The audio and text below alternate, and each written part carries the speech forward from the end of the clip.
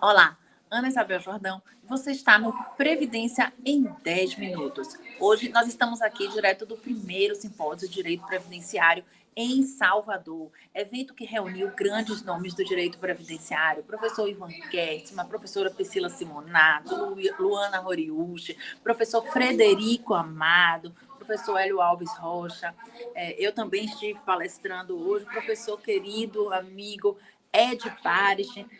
Tratamos aqui dos mais variados temas, falamos sobre a questão das revisões da aposentadoria por invalidez, a inconstitucionalidade das aposentadorias por invalidez, a aposentadoria da pessoa. Falamos ainda sobre a questão do planejamento previdenciário para advogados, o planejamento previdenciário para profissionais liberais. Foram muitos temas aqui discutidos. Tratamos ainda sobre as questões dos empréstimos consignados, do RMC, do RCC.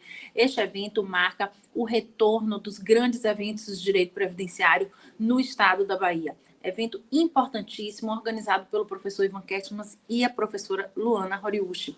Em março teremos mais um evento, mais uma oportunidade de discutir amplamente diversos temas. Um tema que também foi discutido aqui no dia de hoje diz respeito à reabilitação profissional. A reabilitação profissional, ela é um grande encalço hoje, o grande problema do sistema, né, de seguridade. Pois bem, a reabilitação profissional ela é prevista na legislação previdenciária e ela deveria, portanto, ser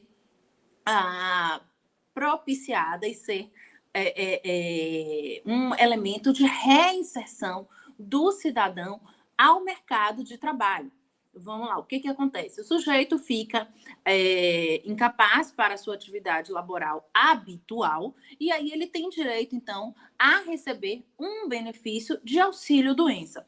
E a legislação fala que caso ele não possa mais voltar ao exercício da atividade habitual, da sua atividade habitual, ele deve ser reabilitado. Deve, então, ser feito um processo mediante, né, perante o INSS. O INSS tem a obrigação de prestar esse serviço, é um serviço da Seguridade da Previdência Social, previsto em lei, que seria a reabilitação profissional. Já que o sujeito não pode mais exercer a sua atividade laboral, né, a sua atividade habitual laboral, aquilo que ele vinha exercendo habitualmente, ele deve ser, então, municiado de instrumentos, né, de conhecimento para o exercício de uma nova atividade laboral. Essa é a reabilitação profissional. O que vem acontecendo? A reabilitação profissional não vem acontecendo. Aqui na Bahia, por exemplo, aqui em Salvador, a reabilitação profissional simplesmente não está acontecendo. Nós não temos sequer palestras, nós não temos, então, nenhuma nova formação para esses indivíduos que não podem continuar a sua vida laboral, porque não podem mais exercer aquela atividade que exerciam antes do adoecimento, e, por seu turno, eles não são encaminhados para vagas de PCD, nos casos em que se enquadre, eles não são encaminhados para uma outra atividade. Muitas vezes eles ficam em reabilitação, elegíveis para reabilitação, e ao concluir esse período, né, e ao concluir o tratamento, muitas vezes ele passa, então, a ter a alta do ponto de vista médico, do ponto de vista da perícia médica, então ele recebe a alta, e aí muitas vezes ele passou 1 ano, 2 anos em reabilitação, né, ou melhor, elegível para reabilitação, sem necessariamente ter sido reabilitado. E o que acontece com esse cidadão? Esse cidadão retorna para a empresa. Muitas vezes, nos casos em que houve um acidente de trabalho, ele tem uma estabilidade de 1 ano, mas após esse período, geralmente ele é demitido. E então, ele passa a encontrar uma dificuldade absurda de inserção no mercado de trabalho. Essa, então, é o cenário que nós vemos hoje na nossa cidade, aqui em Salvador, por exemplo, né? A reabilitação profissional, ela não tem, então, não vem tendo eficácia nessa prestação, né?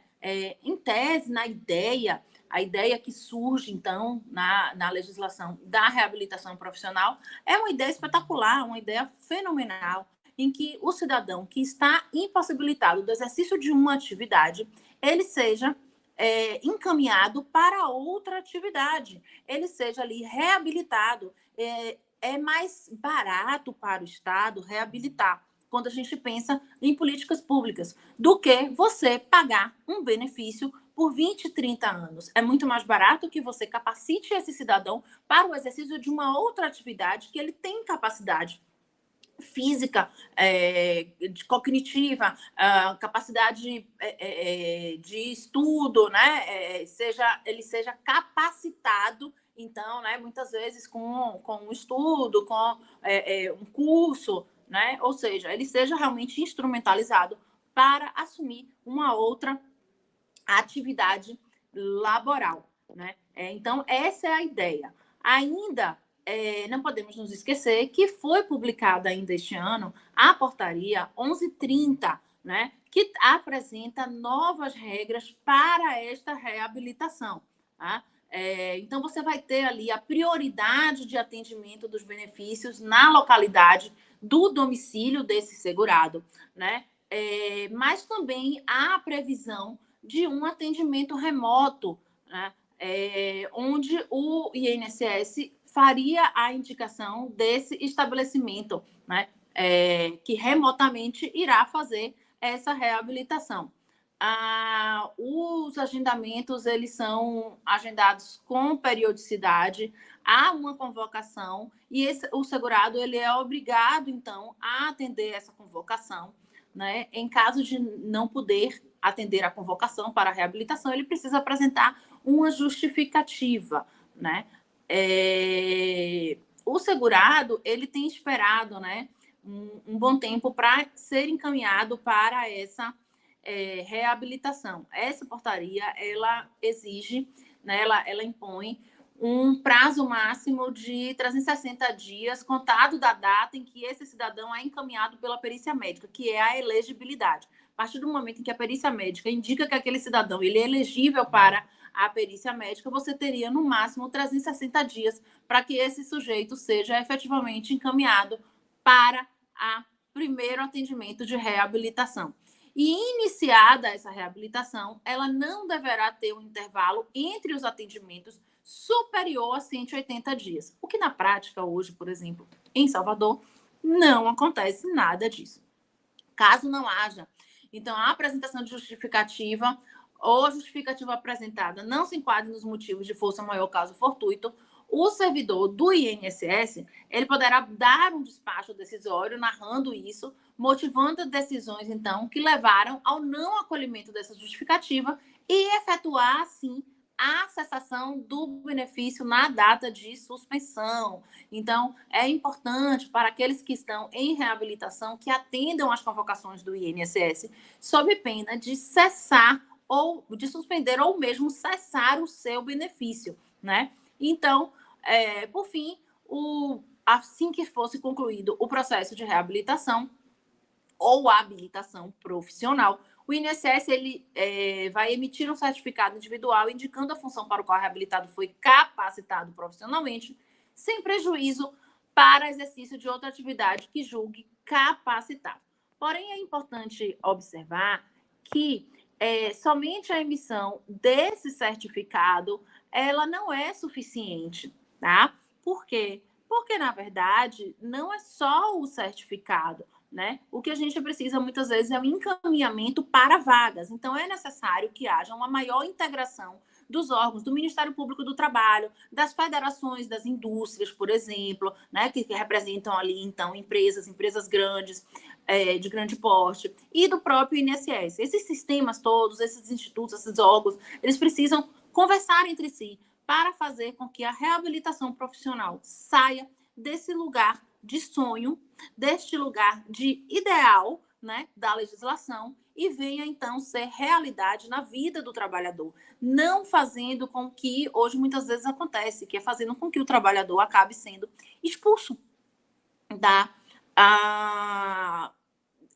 do mercado de trabalho, porque ele fica ali um tempo em reabilitação, aquela reabilitação simplesmente não acontece, ele retorna para a empresa quando é o caso, fica ali algum tempo, mas depois ele não consegue mais ser reinserido em outra atividade laboral.